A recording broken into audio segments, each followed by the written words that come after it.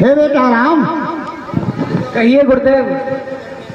ये संसार को पवित्र करने वाली गंगा माँ है, आप इसके लिए प्रणाम कीजिए।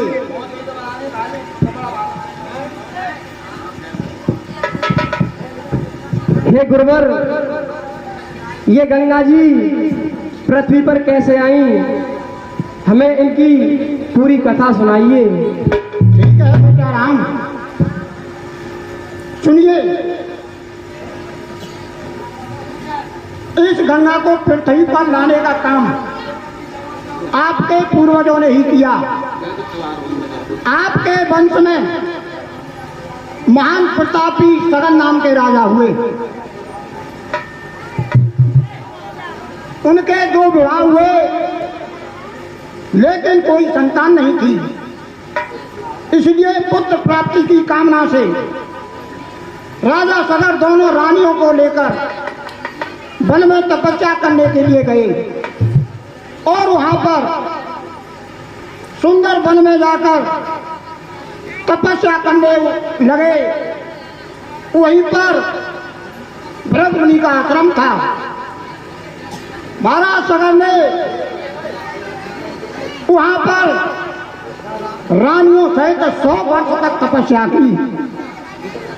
उनकी तपस्या से प्रसन्न होकर भरत मुनि ने कहा कि राजन, मैं आपकी तपस्या से बहुत खुश हूं, आपकी जो इच्छा हो तो वर मांगो। तब राजा ने रानियों से कहा कि रानी, आपकी जो इच्छा हो आप उसी प्रकार का वर मुनि से मांगे। तब केसली नाम की जो रानी थी, उसने एक पुत्र होने का वरदान पाया। कहा कि मुझे एक पुत्र चाहिए। और दूसरी जो सुमति रानी थी, उसने कहा कि हे मुनिवर, मुझे 60,000 पुत्र चाहिए। मुनि ने तथास्तु ऐसा कहा कि ऐसा ही होगा। ब्रह्म जी की कृपा से समय आने पर केसनी के असमंजस नामक पुत्र हुआ और सुमति ने एक तुमी प्रकट की। उस तुमी में से छोटे छोटे 7,000 पुत्र थे। महाराज सगन ने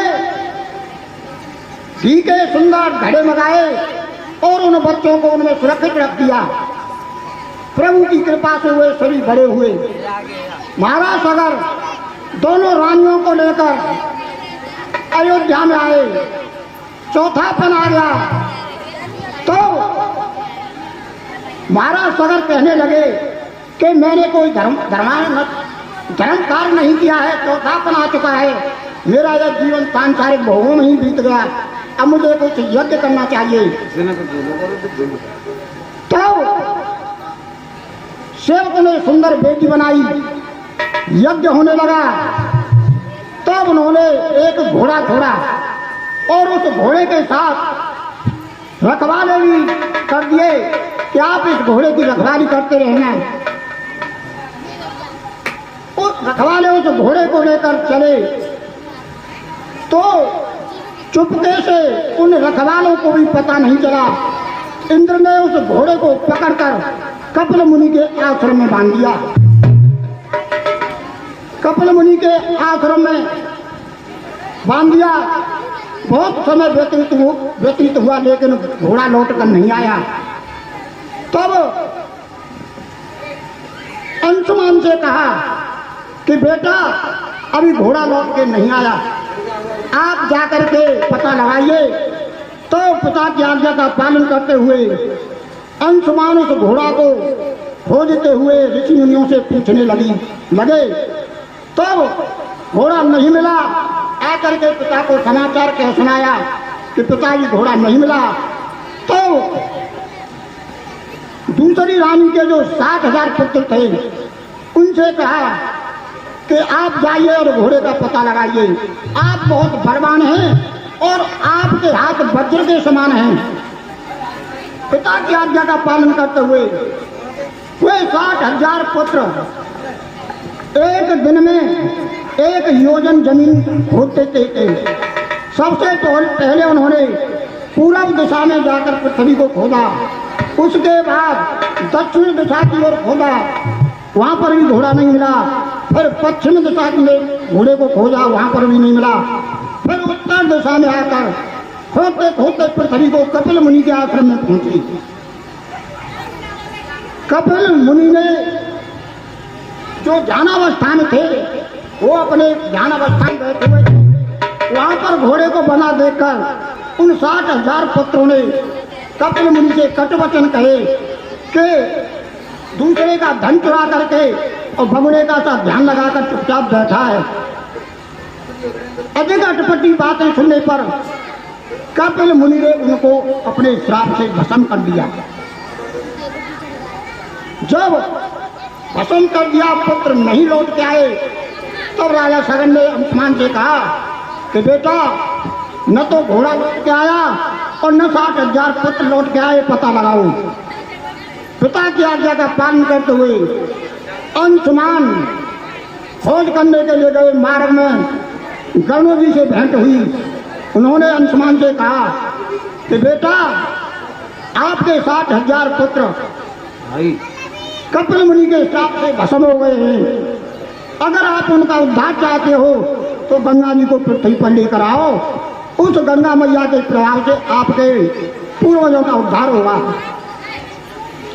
यह बात उन्होंने कही, तब गरुड़ जी अंशुमान को लेकर कपिल मुनि के आश्रम में गए और अनुनय बना करके उस घोड़े को लेकर अयोध्या में आए। गरुड़ जी अपने घर को गए। तब उन अंशुमान ने कहा, अपने पिताजी से कहा कि हे पिता, अगर पृथ्वी पर गंगा जी में तुम्हारे पितरों को पूर्वजों का उद्धार हो सकता है। तब राजा सगर अपने पुत्र अंशुमान को राज्य का भार सौंप कर तपस्या करने के लिए चले गए। तपस्या करते करते उनका भी शरीर पूरा हो गया। फिर अंशुमान अपने पुत्र दिलीप को राज्यभार सौंपकर तपस्या करने के लिए चले गए, लेकिन गंगा जी पृथ्वी पर नहीं आई। फिर दिलीप के पुत्र महाराज भागीरथ हुए। उन्होंने कठिन प्रतिज्ञा की कि या तो गंगा जी को पृथ्वी पर लेकर ही रहूंगा, अन्यथा मैं अपने नगर में मुंह नहीं दिखलाऊंगा।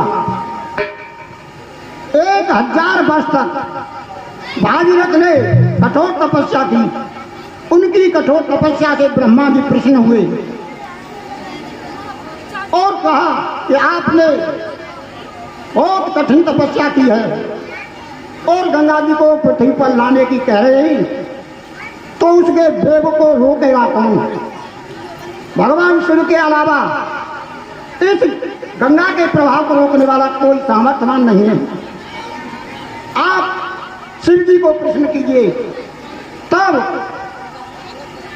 पैर के अंगूठे पर खड़े होकर और दोनों हाथ ऊपर को करके देवताओं के वर्ष तक भागीरथ ने तपस्या की। शिव जी भगवान प्रसन्न हुए। शिव जी भगवान ने ब्रह्मा जी से कहा कि अब आप गंगा जी को मृतलोक के लिए छोड़ दीजिए। उधर गंगा मैया सोचने लगी कि मेरा इतना तेज प्रभाव है कि मैं शिव जी से पाताल को चली जाऊंगी। इस बात को जब भगवान शिव ने सुना तो भगवान शिव जी ने अपने सिर पर अगम जटाएं बनाई। तब ब्रह्मा जी ने गंगा जी को छोड़ा। गंगा जी 1 वर्ष तक भगवान शिव की जटाओं में रही। फिर भागीरथ ने तपस्या की। उनकी तपस्या से प्रसन्न होकर भगवान शिव ने गंगा जी की 1 बूंद छोड़ी।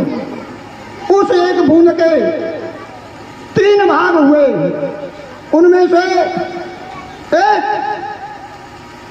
बूंद आकाश हो गई, जिसको मंदाकिनी के नाम से जाना जाता है, यानी आकाश गंगा कहते हैं। 1 धारा पाताल लोक के लिए गई जिसको प्रभावती के नाम से जाना जाता है। तीसरी ये गंगा जी भागीरथी के नाम से जानी जाती है। फिर उस गंगा माँ ने भागीरथ से कहा कि मैं बहुत वेगवान हूँ, आप एक ऐसा रथ सजाइए जो अत्यंत वेग से चले। तब गंगा माँ की बात मानते हुए महाराज भागीरथ ने सुंदर रथ सजाया, जिसमें अत्यंत वेगवान घोड़े जो थे, आगे आगे रथ और पीछे पीछे गंगा माँ प्रवाहित होती जा रही हैं। हरिद्वार से प्रयागराज होती हुई गंगा मैया समुद्र में जाकर मिलती हैं। समुद्र ने भागीरथ की बहुत प्रशंसा की कि आज तक ऐसा पवित्र कार्य किसी ने नहीं किया जो आपने किया है। यहाँ पर ये गंगा माँ समुद्र में मिलती हैं, उसका नाम गंगा सागर है। उस गंगा माँ के प्रभाव से उन 60,000 पुत्रों का उद्धार हुआ। हे बेटा, ये संसार को पवित्र करने वाली गंगा जी मृत्यु लोक में इस प्रकार से आई। जी गुरुदेव। तो प्रिय सज्जनों, महाराज गादी के पुत्र विश्वामित्र जी ने वह सब कथा राम जी को कह सुनाई, जिस प्रकार देव नदी गंगा जी पृथ्वी पर आई थी। उसके बाद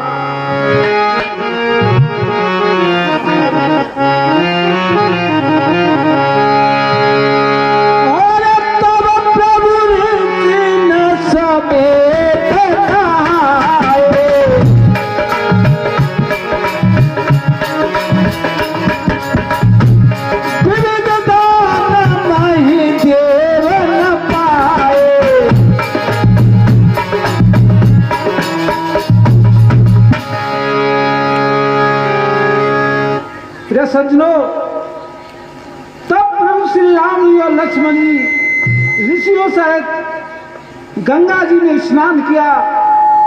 ब्राह्मणों ने भांत भांत के दान पाए।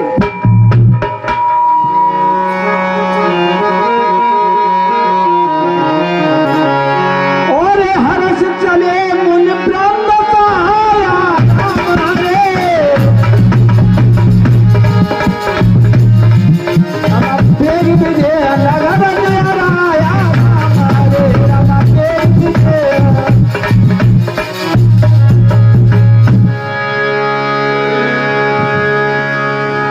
सज्जनों, फिर मुनियों के साथ वे प्रसन्न होकर चले और शीघ्र ही जनकपुर के निकट पहुंच गए।